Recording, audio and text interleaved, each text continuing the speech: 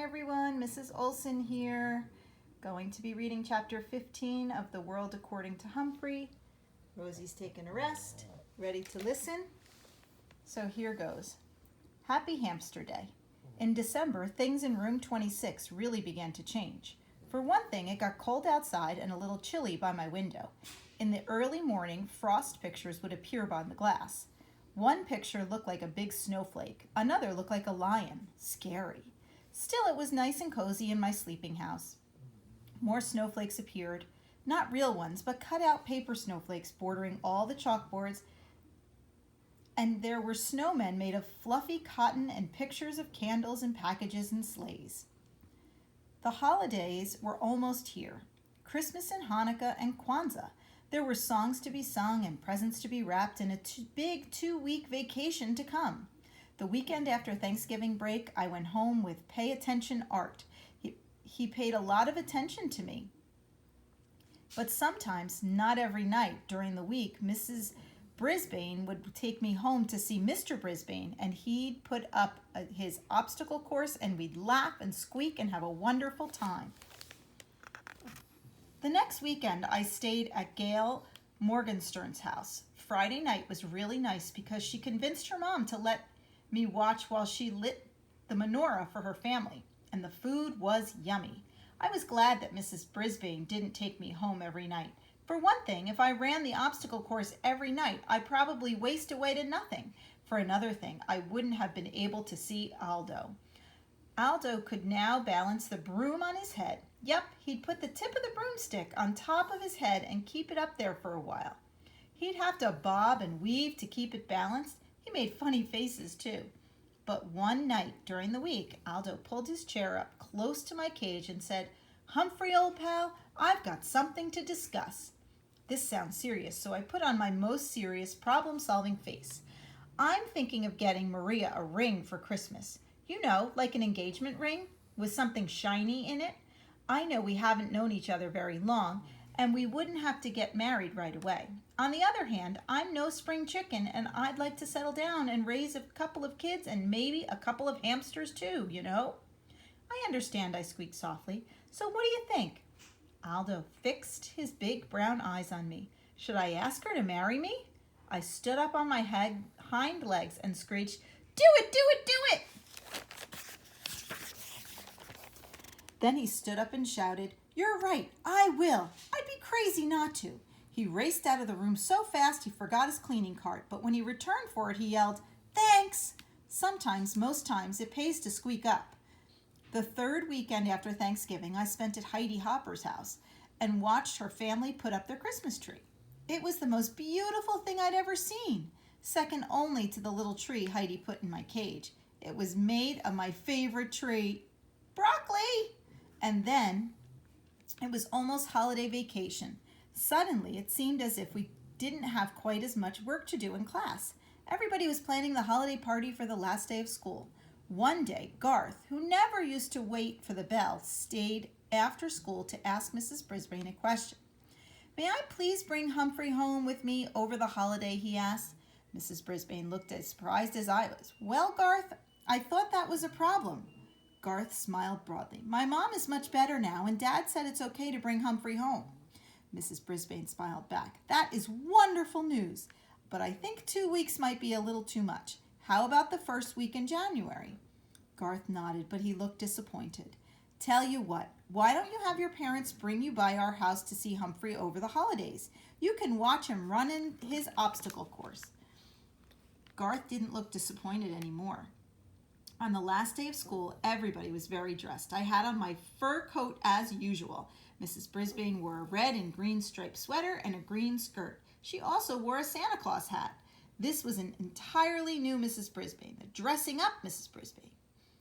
"Class, I have an important announcement. We're having a surprise visitor this morning before our party, so there'll be no vocabulary test today." After the class cheers died down, Mrs. Brisbane went out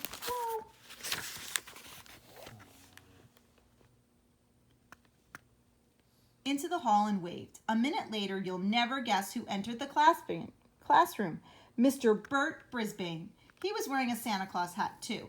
He looked a lot better now. No gray stubble or wrinkled pajamas. On his lap, he had a large box. Mrs. Brisbane introduced him to the class, and they all applauded. Then he told me that the surprise was actually for me. First, he pulled out something like my cage, only bigger. This is my gift to Humphrey.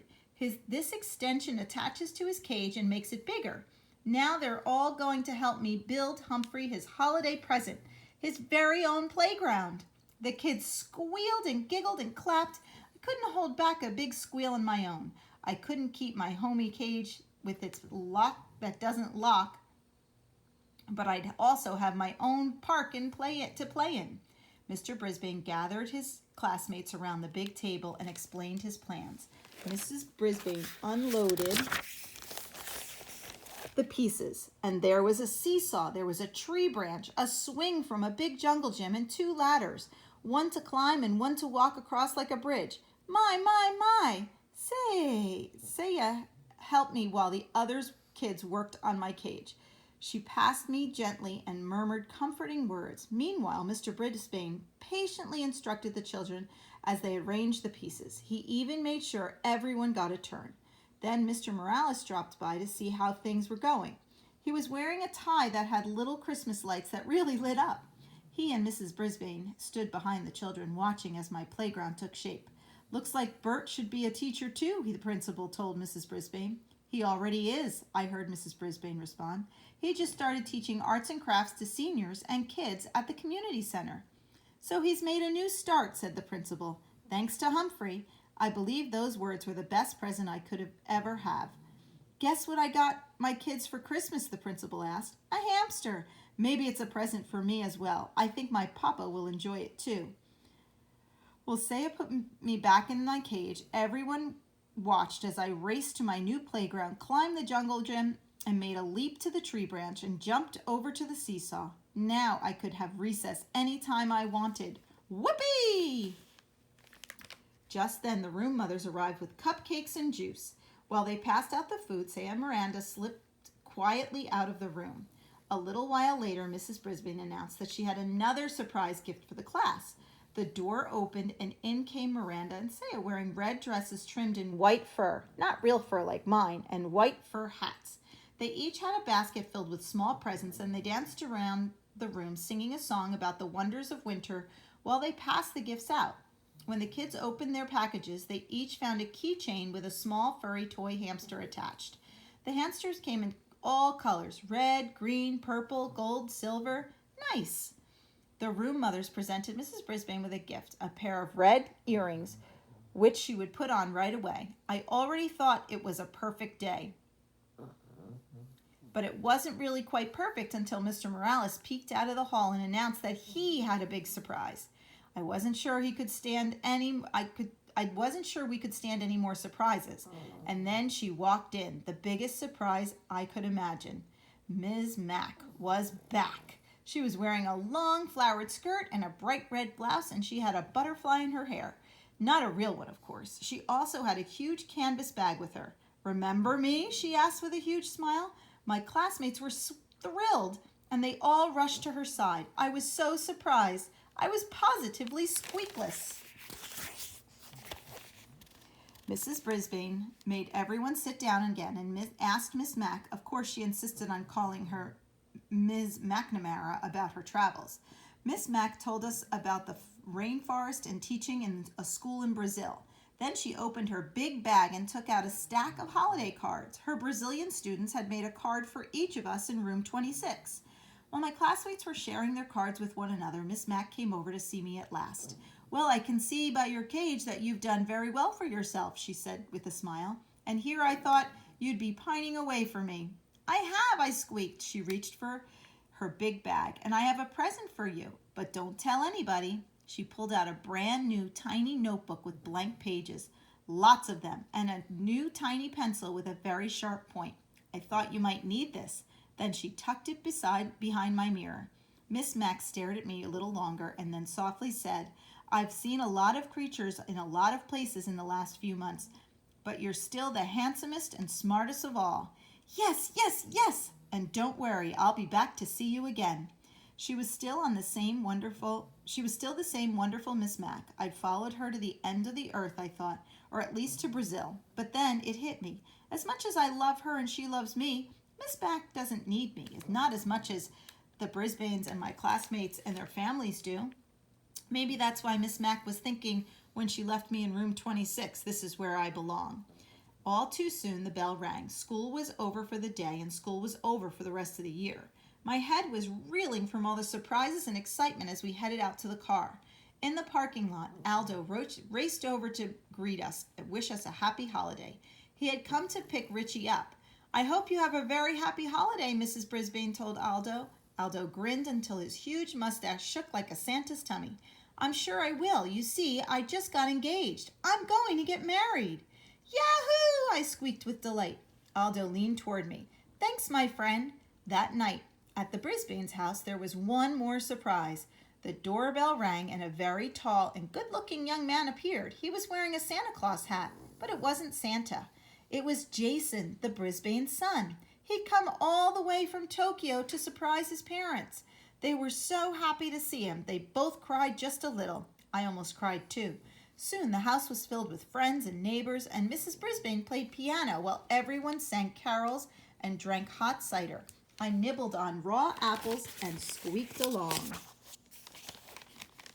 Later that night, when the house was quiet, I thought about all I'd done in the months since I'd left the pet-orama. I didn't know anything about the world then, but I've sure learned a lot. I can read and write, and I know all the state's capitals. Just ask me one. I learned you should never, ever turn your back on a dog, and that it's a good idea to turn off the TV once in a while. I found out kids have problems, and so do teachers and principals. Sometimes all people need is a little encouragement. Most of all, I learned that one small hamster really can make a difference. I decided to write down some of the things I've learned from my adventure. But there was just one more line left in my first notebook. So I thought, and then I scribbled down exactly what I was feeling deep in my hamster heart. Joy, joy, joy to the whole wide world. And that includes you. Humphrey. Thanks for listening. I think Rosie enjoyed it too.